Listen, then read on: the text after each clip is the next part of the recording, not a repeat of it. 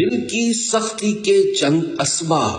الحمدللہ رب العالمین والصلاة والسلام علی خاتم النبیین، اما بعد فاعوذ باللہ من الشیطان الرجیم، بسم اللہ الرحمن الرحیم۔ دل کی سختی کے چند اسباب، یہ مضمون امیر اہل سنت دامت برکاتہم العالیہ کی کتاب فیضان نماز صفحہ 339 تا 355 سے لیا گیا ہے۔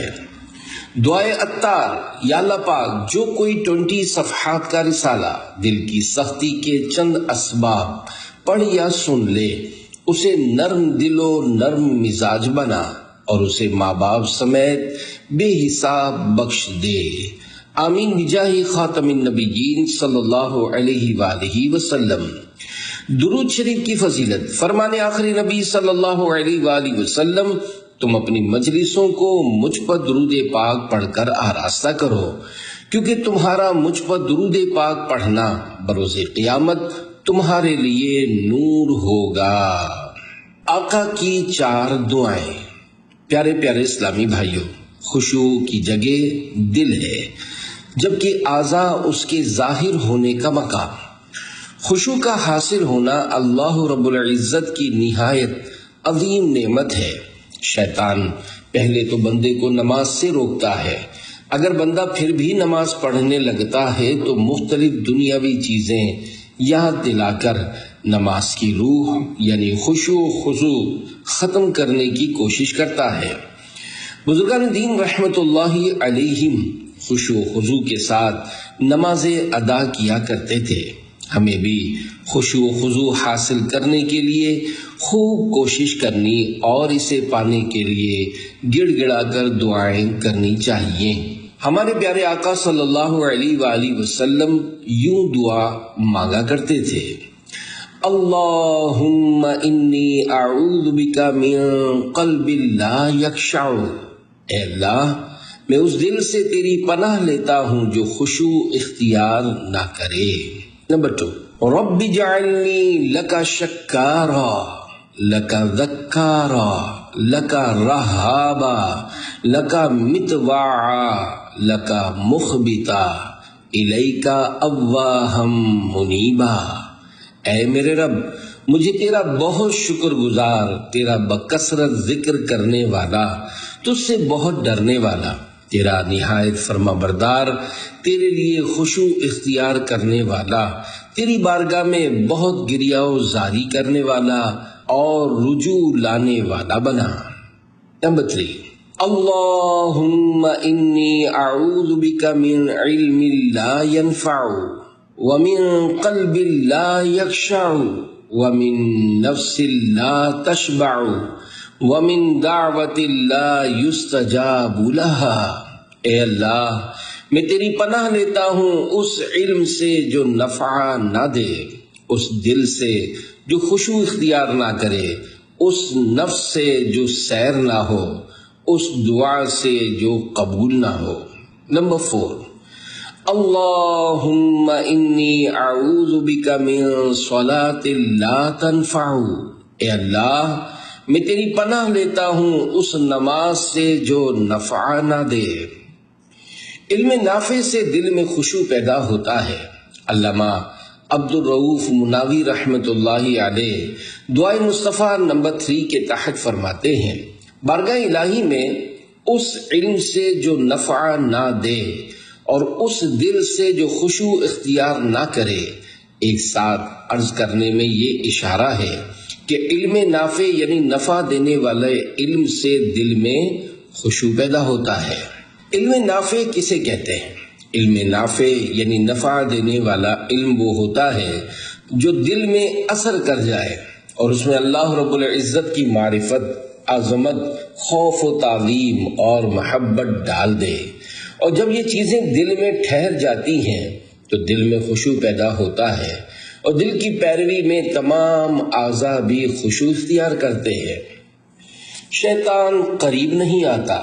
حضرت سیدنا سہل بن عبداللہ تستری رحمت اللہ علیہ فرماتے ہیں، جس شخص کے دل میں خشوع ہوتا ہے شیطان اس کے قریب نہیں آتا۔ گناہ خشوع کی راہ میں بہت بڑی رکاوٹ ہیں۔ اگر آپ خشوع خضوع سے نمازیں پڑھنا چاہتے ہیں تو سب سے پہلے گناہوں سے پرہیز کیجیے۔ گناہ خشوع کی راہ میں بہت بڑی رکاوٹ ہیں۔ گناہ پر قائم رہتے ہوئے خشوع حاصل نہیں ہو سکتا۔ دلوں کو نرم کرنے والے کام۔ اگر دل میں نرمی اور خشوع لانا چاہتے ہیں تو نیکیوں کی کثرت کیجیے، اور ایک عظیم الشان نیکی تلاوت قرآن بھی ہے۔ تلاوت کے سبب دل نرم ہوتا ہے، نیز لوگوں کے ساتھ بھلائی کرنا بھی دل کی نرمی کا باعث ہے۔ ایک شخص نے بارگاہ رسالت میں دل کی سختی کی شکایت کی تو آپ صلی اللہ علیہ وآلہ وسلم نے ارشاد فرمایا، اگر تم چاہتے ہو کہ تمہارا دل نرم ہو جائے تو مسکینوں کو کھانا کھلاؤ اور یتیم کے سر پر ہاتھ پھیرو۔ یتیم کے سر پر ہاتھ پھیرنے کی فضیلت مکتبۃ المدینہ کے رسالے احترام مسلم صفحہ 12 تا 13 پر ہے۔ جس بچے یا بچی کا باپ فوت ہو جائے اس کو یتیم کہتے ہیں۔ جب بچہ بالغ یا بچی بالغہ ہو گئی تو اب یتیم کے احکام ختم ہوئے۔ یتیموں کے ساتھ حسن سلوک کا بھی بڑا ثواب ہے۔ چنانچہ رسول کریم صلی اللہ علیہ وآلہ وسلم کا فرمان عظیم ہے، جو شخص یتیم کے سر پر محض اللہ پاک کے لیے ہاتھ پھیرے تو جتنے بالوں پر اس کا ہاتھ گزرا ہر بال کے مقابل میں اس کے لیے نیکیاں ہیں، اور جو شخص یتیم لڑکی یا یتیم لڑکے پر احسان کرے میں اور وہ جنت میں 2 انگلیوں کو ملا کر فرمایا اس طرح ہوں گے۔ امت کے غمخوار آقا صلی اللہ علیہ وآلہ وسلم نے فرمایا، لڑکا یتیم ہو تو اس کے سر پر ہاتھ پھیرنے میں آگے کی طرف لے آئے، اور بچے کا باپ ہو تو ہاتھ پھیرنے میں گردن کی طرف لے جائے۔ دل کی سختی کیسے دور ہو؟ واقعہ ام المومنین تمام مسلمانوں کی پیاری پیاری امی جان حضرت بی بی عائشہ صدیقہ رضی اللہ عنہا سے ایک خاتون نے قساوت قلبی یعنی دل کی سختی کی شکایت کی تو آپ نے ارشاد فرمایا، موت کو کثرت سے یاد کیا کر، تیرا دل نرم ہو جائے گا۔ جب اس عورت نے ایسا کیا تو اس کا دل نرم ہو گیا، پس اس نے ام المومنین حضرت بی بی عائشہ صدیقہ رضی اللہ عنہا کا شکریہ ادا کیا۔ دل کی پیدائش کا مقصد امام شرف الدین حسین بن محمد قیبی رحمت اللہ علیہ فرماتے ہیں، دل کو پیدا کرنے کا مقصد صرف یہ ہے کہ وہ اللہ پاک کے لیے خشوع کرے تاکہ اس کے سبب سینہ کھل جائے اور دل نور ڈالے جانے کے قابل ہو جائے۔ جب دل میں خشوع نہیں ہوگا تو وہ سخت کہلائے گا، اور سخت دلی سے پناہ مانگنا ضروری ہے۔ اللہ کریم پارہ 23 سورۃ الزمر آیت 22 میں ارشاد فرماتا ہے، فَوَيْلٌ لِّلْقَاسِيَةِ قُلُوبُهُم مِّن ذِكْرِ اللَّهِ، ترجمہ کنز الایمان، تو خرابی ہے ان کی جن کے دل یاد خدا کی طرف سے سخت ہو گئے ہیں۔ سخت دل کی پہچان حضرت مفتی احمد یار خان رحمت اللہ علیہ فرماتے ہیں، عاجز دل زرخیز زمین کی طرح ہے جس میں پیداوار خوب ہوتی ہو، اور سخت دل اس پتھریلے علاقے کی طرح ہے جس میں پھیلایا ہوا بیج بیکار جاتا ہے۔ ایک اور مقام پر فرماتے ہیں، جس دل میں اللہ پاک کے ذکر سے چین، عذاب کے ذکر سے خوف، جنت کے ذکر سے شوق، حضور صلی اللہ علیہ وآلہ وسلم کے ذکر سے وجدان یعنی قلبی لذت نہ پیدا ہو، وہ سخت ہے۔ اللہ پاک اس سے بچائے۔ آپ کا نام سنتے ہی سرکار کا دل مچلنے لگے، جان ہو بے قرار۔ صلو علی الحبیب صلی اللہ علی محمد۔ اللہ کے نزدیک سورج سے زیادہ روشن چہرہ کس کا ہوگا؟ ایک حدیث قدسی میں اللہ پاک ارشاد فرماتا ہے، میں ہر نمازی کی نماز قبول نہیں فرماتا، بلکہ میں اس کی نماز قبول کرتا ہوں جو میری عظمت کی خاطر تواضع یعنی عاجزی اختیار کرے، میری حرام کردہ چیزوں سے اپنی خواہشات کو روکے رہے، میری نافرمانی پر اصرار نہ کرے، بھوکے کو کھانا کھلائے، بے لباس کو لباس پہنائے، مصیبت زدہ پر رحم کرے، مسافر کو ٹھکانہ دے، اور یہ سب کچھ میرے لیے کرے۔ میری عزت و جلال کی قسم، اس کے چہرے کا نور میرے نزدیک سورج کے نور سے زیادہ روشن ہوگا۔ علاوہ ازیں میں اس کی جہالت کو حلم یعنی بردباری، نرمی، اور تاریکی یعنی اندھیرے کو روشنی بنا دوں گا۔ وہ مجھے پکارے گا، میں اسے لبیک کہوں گا، مجھ سے سوال کرے گا، میں اسے عطا کروں گا، مجھ پر قسم اٹھائے گا، میں اس کی قسم پوری کروں گا، نیز اسے اپنا قرب عطا کر کے اس کی نگہبانی کروں گا، اور اپنے فرشتوں کے ذریعے اس کی حفاظت کرواؤں گا۔ گناہوں سے دل کالا ہو جاتا ہے، جس کا دل سخت ہو جاتا ہے اس سے خشوع رخصت ہو جاتا ہے۔ دل سخت ہونے کے کئی اسباب ہیں، ان میں ایک سبب گناہ کرنا بھی ہے۔ حضرت سیدنا ابو ہریرہ رضی اللہ عنہ سے روایت ہے کہ سرکار دو جہان صلی اللہ علیہ وآلہ وسلم کا فرمان عالی شان ہے، جب بندہ کوئی گناہ کرتا ہے تو اس کے دل میں ایک سیاہ نقطہ یعنی بلیک ڈاٹ پیدا ہوتا ہے۔ جب اس گناہ سے باز آ جاتا ہے اور توبہ و استغفار کر لیتا ہے تو اس کا دل صاف ہو جاتا ہے، اور اگر پھر گناہ کرتا ہے تو وہ نقطہ بڑھتا ہے یہاں تک کہ پورا دل سیاہ ہو جاتا ہے، اور یہی وہ زنگ ہے جس کا ذکر اللہ پاک نے اس طرح فرمایا ہے۔ پارہ 30 سورۃ المطففین آیت نمبر 14۔ کلا بل ران علی قلوبہم ما کانوا یکسبون۔ ترجمہ کنز الایمان، کوئی نہیں بلکہ ان کے دلوں پر زنگ چڑھا دیا ہے ان کی کمائیوں نے۔ جی چاہتا ہے پھوٹ کے روؤں تیرے غم میں، سرکار مگر دل کی قساوت نہیں جاتی۔ ظالم سے ملنا دل کالا کرتا ہے، بغیر مقصد کے حکام سے ملنا مناسب نہیں ہوتا، اس کے کئی منفی اثرات بیڈ ایفیکٹس ہو سکتے ہیں۔ بادشاہ وقت نے امام الاسویاء حضرت داؤد طائی رحمۃ اللہ علیہ سے ملاقات کرنی چاہیے تو آپ نے انکار فرما دیا، اور حضرت سیدنا امام ابو یوسف رحمۃ اللہ علیہ کے حوالے سے یہ روایت بیان کی کہ رؤیت وجہ الظالم تسود القلوب، یعنی ظالم کا چہرہ دیکھنا دلوں کو کالا کرتا ہے۔ گناہ کفر کے قاصد ہیں، بزرگوں کا فرمان ہے گناہ کفر کے قاصد یعنی اسباب ہیں، یعنی اس اعتبار سے کہ گناہ دل میں سیاہی پیدا کر کے اسے اس طرح ڈھانپ لیتے ہیں کہ پھر وہ کبھی کسی بھلائی کو قبول نہیں کرتا۔ اس وقت دل سخت ہو جاتا ہے اور اس سے ہر رحمت و مہربانی اور خوف نکل جاتا ہے، پھر وہ شخص جو چاہتا ہے کر گزرتا ہے، اور جو بات اسے پسند ہوتی ہے اس پر عمل کرتا ہے۔ نیز اللہ پاک کے مقابلے میں شیطان کو اپنا دوست بنا لیتا ہے تو وہ شیطان اسے گمراہ کرتا، ورغلاتا، جھوٹی امیدیں دلاتا، اور جس قدر ممکن ہو اس سے کفر سے کم کسی بات پر راضی نہیں ہوتا۔ دن رات مسلسل ہے گناہوں کا تسلسل، کچھ تم ہی کرو نا یہ نحوست نہیں جاتی۔ دل پر مہر کر دی گئی تو نیکی کی توفیق نہ ملے گی۔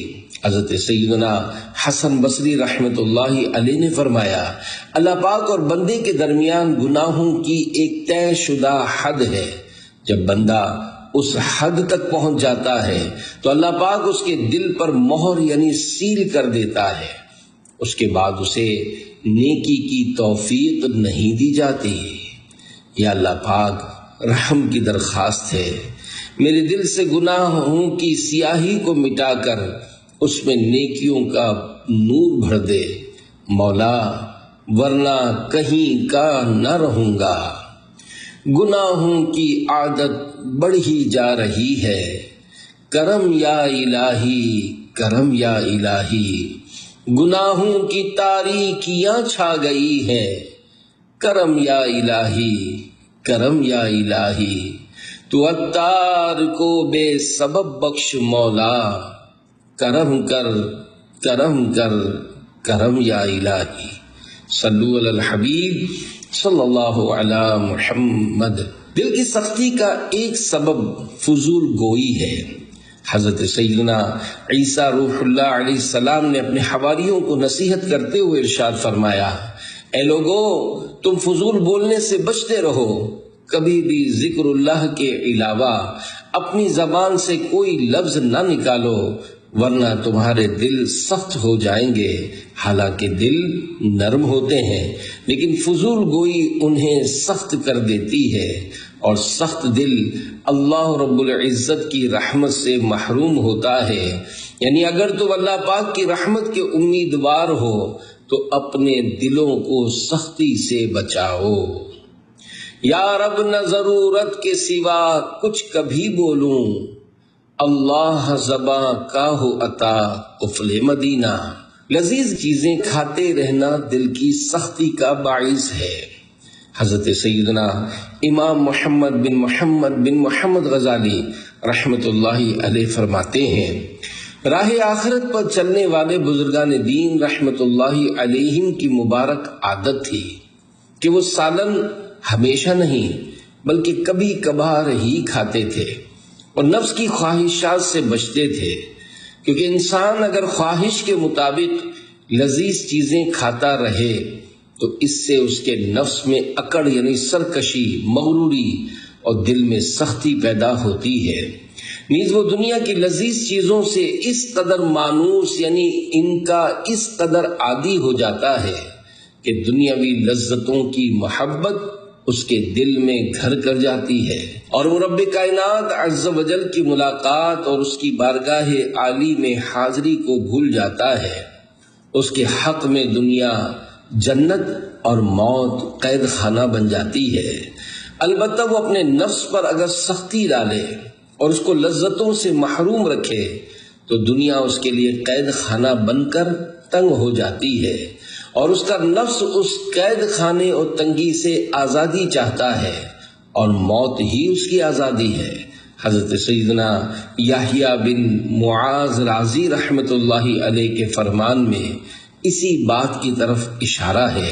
چنانچہ آپ رحمت اللہ علیہ فرماتے ہیں، اے صدیقین کے گروہ، جنت کا ولیمہ کھانے کے لیے اپنے آپ کو بھوکا رکھو، کیونکہ نفس کو جس قدر بھوکا رکھا جائے اسی قدر کھانے کی خواہش بڑھتی ہے۔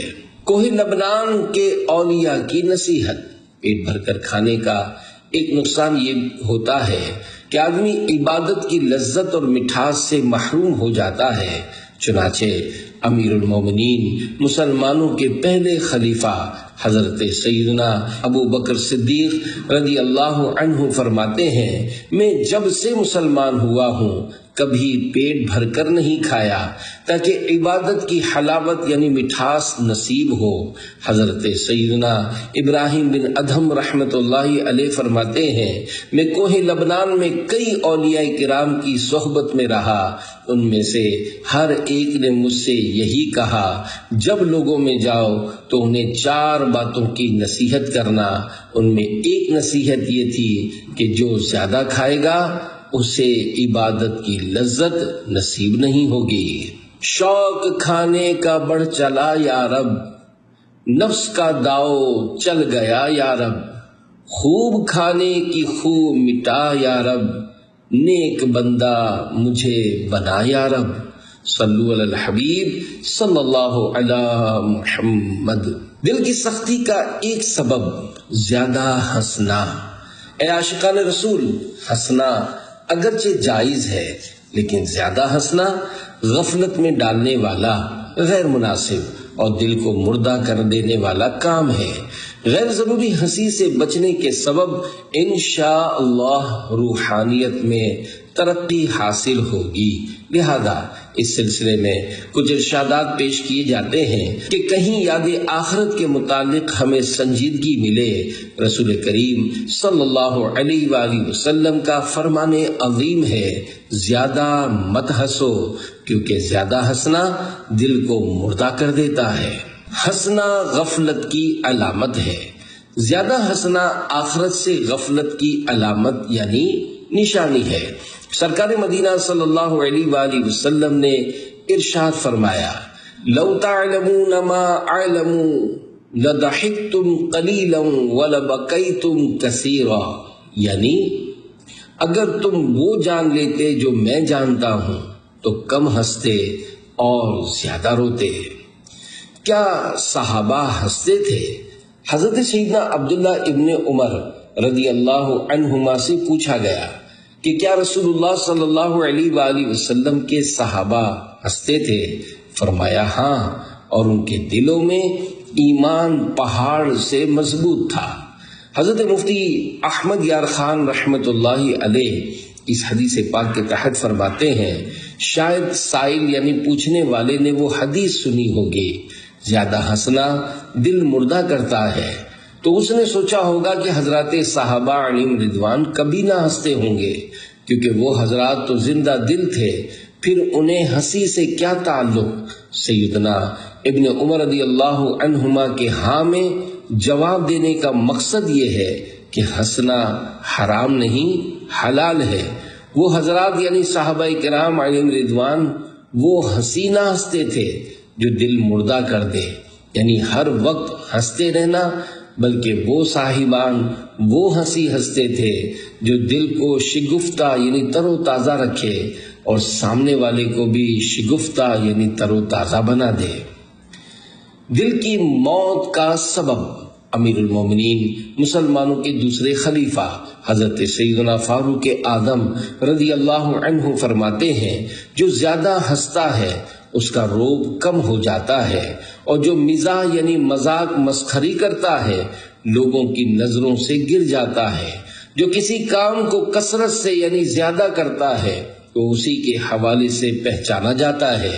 جو زیادہ بولتا ہے وہ زیادہ غلطیاں کرتا ہے، اور جس کی غلطیاں زیادہ ہو جائیں اس کی حیا کم ہو جاتی ہے، اور جس کی حیا کم ہو جائے اس کی پرہیزگاری کم ہو جاتی ہے، اور جس کی پرہیزگاری کم ہو جائے اس کا دل مر جاتا ہے۔ کیا یہ اللہ سے ڈرنے والوں کا انداز ہے؟ واقعہ حضرت سیدنا وہیب بن ورد رحمت اللہ علیہ نے عید الفطر کے دن کچھ لوگوں کو ہنستے ہوئے دیکھا تو ارشاد فرمایا، اگر ان لوگوں کی مغفرت ہو گئی ہے تو کیا یہ شکر کرنے والوں کا کام ہے؟ اور اگر ان کی بخشش نہیں ہوئی تو کیا یہ خائفین یعنی ڈرنے والوں کا انداز ہے؟ یہ روایت غفلت والی ہنسی کے متعلق ہوگی، ورنہ عید پر خوشی کا اظہار کرنا چاہیے۔ اللہ سے ڈرنے والے کون ہیں؟ صحابی ابن صحابی حضرت سیدنا عبداللہ ابن عباس رضی اللہ عنہما سے پوچھا گیا کہ خائفین یعنی اللہ پاک سے ڈرنے والے کون ہیں؟ فرمایا، ان کے دل خوف خدا سے زخمی ہیں، ان کی آنکھیں روتی ہیں، وہ کہتے ہیں کہ ہم کیسے خوشی کریں جبکہ موت ہمارے پیچھے ہے اور قبر ہمارے سامنے ہے اور قیامت ہمارے وعدے کی جگہ ہے، جہنم پر سے گزرنا ہے اور اللہ رب العزت کے سامنے کھڑا ہونا ہے، روتا ہوا جہنم میں داخل ہوگا۔ حضرت سیدنا عبداللہ ابن عباس رضی اللہ عنہما فرماتے ہیں، جو ہنستا ہوا گناہ کرتا ہے وہ روتا ہوا جہنم میں داخل ہوگا۔ تابعی بزرگ حضرت سیدنا عامر بن قیس رحمت اللہ علیہ فرماتے ہیں، جو شخص دنیا میں بہت ہنستا ہے وہ قیامت میں بہت روئے گا، وہ پھر کبھی ہنستا نہ دیکھا گیا۔ واقعہ عظیم تابعی بزرگ حضرت سیدنا امام حسن بصری رحمت اللہ علیہ نے ایک شخص کو دیکھا کہ وہ ہنس رہا ہے۔ آپ نے فرمایا، یا فتیٰ، حل مررت بالصراط، یعنی اے جوان، کیا تو پل صراط سے گزر چکا ہے؟ اس نے کہا نہیں۔ پھر فرمایا ہل تدری الی الجنت تصیر ام الی النار، یعنی کیا تو جانتا ہے کہ تو جنت میں جائے گا یا دوزخ میں؟ اس نے کہا نہیں۔ فرمایا فما ھذا الضحک، یعنی پھر یہ ہنسنا کیسا ہے؟ یعنی جب ایسی مشکلات تیرے سامنے ہیں اور تجھے اپنی نجات کا بھی علم نہیں تو پھر کس خوشی پر ہنس رہا ہے؟ اس کے بعد وہ شخص کسی سے ہنستا ہوا نہیں دیکھا گیا۔ جنت میں کوئی روئے تو تعجب کی بات ہے۔ حضرت سیدنا محمد بن واسع رحمت اللہ علیہ فرماتے ہیں جب تم جنت میں کسی کو روتا ہوا دیکھو گے تو کیا تمہیں اس کے رونے سے تعجب نہیں ہوگا؟ عرض کی گئی ضرور ہوگا۔ ارشاد فرمایا جو دنیا میں ہنستا ہے لیکن اسے یہ معلوم نہ ہو کہ اس کا ٹھکانہ کیا ہے، یعنی جنت پانا ہے یا جہنم میں جانا ہے، تو اس ہنسنے والے شخص پر اس سے بھی زیادہ تعجب ہے۔ موت کا یقین رکھنے والا کیسے ہنسے؟ حدیث قدسی میں آیا ہے، اللہ پاک فرماتا ہے عجبا لمن ایقن بالموت کیف یفرح، یعنی تعجب ہے اس شخص پر جو موت کا یقین رکھتا ہے پھر کیسے ہنستا ہے۔ 40 سال تک نہ ہنسے۔ حضرت سیدنا سعید بن عبدالعزیز رحمت اللہ علیہ 40 سال تک نہ ہنسے، یہاں تک کہ آپ کی وفات ہو گئی۔ اسی طرح حضرت غزوان نقاشی رحمت اللہ علیہ نہیں ہنستے تھے۔ 50 سال تک ہنستے نہ دیکھا۔ حضرت سیدنا عون بن ابو زید رحمت اللہ علیہ فرماتے ہیں میں حضرت عطا سلمی رحمت اللہ علیہ کے پاس 50 سال رہا، میں نے ان کو کبھی ہنستے ہوئے نہیں دیکھا۔ لباس نیکوں والا اور حضرت معاذہ ادویہ رحمت اللہ علیہا ایک دن ایسے نوجوانوں پر گزری جو کہ ہنس رہے تھے اور ان کا لباس صوف یعنی اون کا تھا، یعنی لباس صوفیانہ تھا، تو آپ نے فرمایا سبحان اللہ لباس الصالحین و ضحک الغافلین، سبحان اللہ لباس تو نیک لوگوں کا ہے اور ہنسنا غافلوں کا۔ نماز میں ہنسنے کے احکام۔ نمبر 1، رکوع سجود والی نماز میں بالغ نے قہقہا لگا دیا، یعنی اتنی آواز سے ہنسا کہ آس پاس والوں نے سنا تو وضو بھی گیا اور نماز بھی گئی۔ اگر اتنی آواز سے ہنسا کہ صرف خود سنا تو نماز گئی، وضو باقی ہے۔ مسکرانے سے نہ نماز جائے گی نہ وضو۔ مسکرانے میں آواز بالکل نہیں ہوتی، صرف دانت ظاہر ہوتے ہیں۔ نمبر 2، بالغ نے نماز جنازہ میں قہقہا لگایا تو نماز ٹوٹ گئی، وضو باقی ہے۔ نمبر 3، نماز کے علاوہ قہقہا لگانے سے وضو نہیں جاتا مگر دوبارہ کر لینا مستحب ہے۔ ہمارے پیارے پیارے آقا صلی اللہ علیہ وآلہ وسلم نے کبھی بھی قہقہا نہیں لگایا، لہذا ہمیں بھی کوشش کرنی چاہیے کہ ہم زور زور سے نہ ہنسیں۔ یا رب مصطفیٰ ہمارے دلوں کی سختی دور کر کے انہیں اپنی یاد سے معمور فرما، فضول گوئی، بے جا ہنسی اور نفسانی خواہشات کی اتباع سے ہم کو بچا، ہر طرح کے گناہ سے ہماری حفاظت فرما اور ہمیں ہر دم ذکر و درود میں مشغول رہنے کی سعادت عنایت فرما۔ آمین بجاہ خاتم النبیین صلی اللہ علیہ وآلہ وسلم۔ ہو گیا قلب ہائے سیاہ، لطف نور خدا کیجئے، قلب پتھر سے بھی سخت ہے، اس کو نرمی عطا کیجئے، جگمگا دیجئے قلب سیاہ، لطف بدر الدجا کیجئے۔ میوزک سینٹر بند کر دیا، اے آخرت کی بہتری کا درد رکھنے والوں، بے جا ہنسی کی عادت مٹانے، دل آزاریوں سے خود کو بچانے اور سنجیدگی پانے کے لیے عاشقان رسول کی صحبت میں رہیے۔ آپ کی ترغیب کے لیے ایک مدنی بہار پیش خدمت ہے۔ سوئی بلوچستان کے ایک اسلامی بھائی اس وقت 8ویں کلاس میں پڑھتے تھے جب برے دوستوں کی صحبت نے ان پر اپنا رنگ چڑھانا شروع کیا۔ میٹرک کے بعد کالج میں داخلہ ہوا تو گویا انہیں ہر برا کام کرنے کی کھلی چھوٹ مل گئی۔ شیطان نے ہاتھ پکڑ کر انہیں تباہی کے گڑھے میں دھکیل دیا۔ اب شراب نوشی، مار دھاڑ، جوا اور طرح طرح کے برے کام کیا کرتے تھے۔ بعض اوقات تو ساری رات جوا کھیلتے اور نشہ کرتے ہوئے گزر جاتی، یہاں تک کہ فجر کی اذانیں سنائی دیتی، لیکن افسوس وہ اپنے دوستوں کے ساتھ موج مستیوں میں لگے ہوتے۔ اگر کبھی ان کی ماں انہیں سمجھاتی بھی تو اس سے زبان درازی کیا کرتے، بلکہ معاذ اللہ گالیاں تک بک دیتے۔ انہوں نے اپنے کمرے میں چاروں طرف فلمی اداکاراؤں کی تصویریں لگا رکھی تھیں اور ان تصویروں کے پیچھے ایک جگہ خفیہ خانہ بنا رکھا تھا جہاں ہر وقت شراب کی بوتل موجود ہوتی۔ انہی سیاہ کاریوں میں مصروف رہتے ہوئے 1998 عیسوی کا سال آ گیا۔ انہوں نے اپنا میوزک سینٹر کھول لیا۔ ایک دن وہ دکان پر بیٹھے ہوئے تھے کہ امامے والے ایک اسلامی بھائی نے انہیں مکتبۃ المدینہ سے جاری ہونے والے سنتوں بھرے بیان کی ایک کیسٹ دی اور چلانے کی درخواست کی۔ انہوں نے جو ہی کیسٹ چلائی تو کسی مولانا کی آواز سنائی دی۔ انہوں نے گھبرا کر بند کر دی اور اسلامی بھائی کو کیسٹ واپس کر کے کہنے لگے، بھائی میں ان چیزوں سے الرجک ہوں، میں یہ کیسٹ نہیں چلا سکتا۔ اس اسلامی بھائی نے غصہ کرنے کے بجائے رونی صورت بنا کر کہا، اگر یہاں نہیں چلا سکتے تو برائے کرم یہ کیسٹ گھر لے جائیں اور سن ضرور لیجئے گا۔ انہوں نے جان چھڑانے کے لیے ان سے کیسٹ لے کر جیکٹ کے جیب میں ڈال لی۔ رات جب سونے لگے تو انہیں وہ کیسٹ یاد آئی۔ سوچا سن لیتا ہوں، صبح اگر اس اسلامی بھائی نے پوچھ لیا تو شرمندگی ہوگی۔ جب انہوں نے وہ کیسٹ چلا کر سنی تو سکتے میں آ گئے۔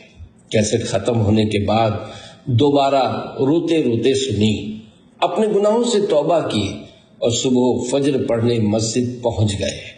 نمازیوں نے خوشگوار حیرت سے ان کی طرف دیکھا کہ یہ شخص نماز پڑھنے آ گیا، وہ بھی فجر کی۔ پھر انہوں نے اپنا میوزک سینٹر بھی بند کر دیا اور کچھ ہی عرصے میں داڑھی شریف سے ان کا چہرہ سج گیا۔ پھر 2003 عیسوی میں انہیں عالمی مدنی مرکز فیضان مدینہ کراچی میں مدنی قافلہ کورس کرنے کی بھی سعادت ملی۔ الحمدللہ 12 ماہ کے قافلے میں سفر کا موقع ملا اور بلوچستان کی 2 کابینات میں قافلہ ذمہ دار کی حیثیت سے دعوت اسلامی کا کام کرنے کی سعادت بھی میسر ہوئی۔ گرائے شرابی مٹے ہر خرابی، چڑھائے گا ایسا نشادینی ماحول، صلو علی الحبیب صلی اللہ علی محمد۔ توجہ ہٹانے والے معاملات سے پہلے فارغ ہو جائیے۔ نماز کے آغاز سے قبل ان تمام چیزوں سے خود کو فارغ کر لیجئے جو نماز میں توجہ بٹنے اور یاد الہی سے غافل کرنے کا باعث بن سکتی ہوں۔ نیز جگہ پرسکون اور شور و گل سے دور ہو۔ سامنے کے پردے یا جائے نماز پر ایسا نقش و نگار، سلوٹیں اور ابھار وغیرہ نہ ہو جس سے توجہ بٹے اور خشوع و خضوع میں خلل پڑے۔ سخت سردی اور سخت گرمی سے بچاؤ کے اسباب بھی اختیار کیجیے۔ اگر کھانے یا پیشاب وغیرہ کی حاجت ہو تو اس سے فارغ ہو جائیے۔ سمجھداری کی بات، قول و واقعہ۔ حضرت سیدنا ابو درداء رضی اللہ عنہ فرماتے ہیں، آدمی کی سمجھداری سے ہے کہ پہلے ہی اپنا ضروری کام نمٹا لے تاکہ نماز شروع کرتے وقت اس کا دل فارغ ہو۔ تابعی بزرگ حضرت سیدنا مسروق رحمت اللہ علیہ اپنے اہل خانہ سے فرماتے ہیں، مجھ سے متعلق اپنی تمام حاجتیں میرے نماز شروع کرنے سے پہلے پہلے مجھے بیان کر دو۔ دل کا کھانے میں پھنسا رہنا خشوع میں رکاوٹ ہے۔ حضرت علامہ مولانا مفتی محمد امجد علی اعظمی رحمت اللہ علیہ ارشاد فرماتے ہیں، جس بات سے دل بٹے اور وہ بات دفع یعنی دور کر سکتا ہو اسے بے دفع کیے ہر نماز مکروہ ہے۔ مثلا پاخانے یا پیشاب یا ریح کا غلبہ ہو، مگر جب وقت جاتا ہو تو پڑھ لے، پھر پھیرے یعنی واجب العیادہ کی نیت سے دوبارہ پڑھے، کیونکہ نماز مکروہ تحریمی ہوئی تھی۔ یوں ہی کھانا سامنے آ گیا اور اس کی خواہش ہو، غرض کوئی ایسا امر درپیش ہو جس سے دل بٹے، خشوع میں فرق آئے، ان وقتوں میں بھی نماز پڑھنا مکروہ ہے۔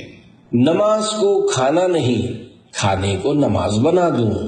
شارح بخاری مفتی شریف الحق امجدی رحمت اللہ علیہ فرماتے ہیں، اگر کھانا سامنے رکھ دیا گیا ہو یا وہ کھا رہا ہو کہ جماعت شروع ہو گئی تو کھانا چھوڑ کر جماعت کے لیے جانا واجب نہیں، اور اسی کے حکم میں وہ صورت بھی ہے کہ بھوک شدت کی لگی ہو اور کھانا تیار ہو۔ سیدنا امام اعظم رحمت اللہ علیہ نے فرمایا، نماز کو کھانا بنا دوں کہ نماز کے وقت دل کھانے میں لگا رہے، اس سے بہتر ہے کہ کھانے کو نماز بنا دوں کہ کھاتے وقت دل نماز میں لگا رہے۔ یہ اس وقت ہے جب نماز کے وقت میں گنجائش ہو، اور اگر اس کا اندیشہ ہو کہ کھاتے کھاتے نماز کا وقت نکل جائے گا یا وقت مکروہ آ جائے گا تو بہرحال نماز پہلے پڑھ لے۔ جماعت کے لیے دوڑنا اچھا نہیں، تکبیر اولیٰ یا جماعت کے لیے دوڑنا منع ہے۔ اسی طرح اگر سانس پھول گیا تو خشوع کہاں سے آئے گا؟ دعوت اسلامی کے مکتبۃ المدینہ کی 168 صفحات کی کتاب جلد بازی کے نقصانات صفحہ 31 تا 32 پر ہے۔ یقیناً تکبیر اولیٰ کے ساتھ باجماعت نماز پڑھنا بہت بڑی سعادت ہے، جیسا کہ حضرت سیدنا انس بن مالک رضی اللہ عنہ سے مروی ہے، فرمان مصطفیٰ صلی اللہ علیہ وآلہ وسلم، جس شخص نے رضا الہی کے لیے 40 دن تک تکبیر اولیٰ کے ساتھ باجماعت نماز ادا کی، اس کے لیے 2 قسم کی نجاتیں لکھی گئیں، ایک نجات جہنم سے اور دوسری منافقت سے۔ بعض اسلامی بھائی تکبیر اولیٰ پانے کی جلدی میں دوڑ لگا دیتے ہیں، جس کی وجہ سے مسجد کی زمین پر دھمک یعنی آواز پیدا ہوتی ہے، جو کہ آداب مسجد کے خلاف ہے۔ دوڑتے ہوئے نہ آؤ۔ حضرت سیدنا ابو ہریرہ رضی اللہ عنہ فرماتے ہیں کہ میں نے حضور کو نور صلی اللہ علیہ وآلہ وسلم کو یہ فرماتے ہوئے سنا کہ جب نماز کی تکبیر کہی جائے تو دوڑتے نہ آؤ، بلکہ چلتے ہوئے اطمینان کے ساتھ آؤ، جو پالو وہ پڑھ لو، جو رہ جائے پوری کر لو۔ نماز کے لیے نہ دوڑنے کے فائدے۔ حضرت مفتی احمد یار خان رحمت اللہ علیہ اس حدیث پاک کے تحت فرماتے ہیں، یعنی جماعت کے لیے گھبرا کر دوڑتے نہ آؤ کہ اس میں گر جانے، چوٹ کھانے کا اندیشہ ہے۔ اس سے چند مسئلے معلوم ہوئے۔ ایک یہ کہ جماعت میں شامل ہونے کے لیے سکون سے آنا مستحب ہے، دوڑنا مستحب کے خلاف ہے، حرام نہیں۔ دوسرے یہ کہ نماز کا آخری جز یعنی حصہ مل جانے سے جماعت مل جاتی ہے، لہذا جو نماز جمعہ کی التحیات میں مل جائے وہ جمعہ پڑھے، یعنی اس کو جمعہ کی جماعت مل گئی۔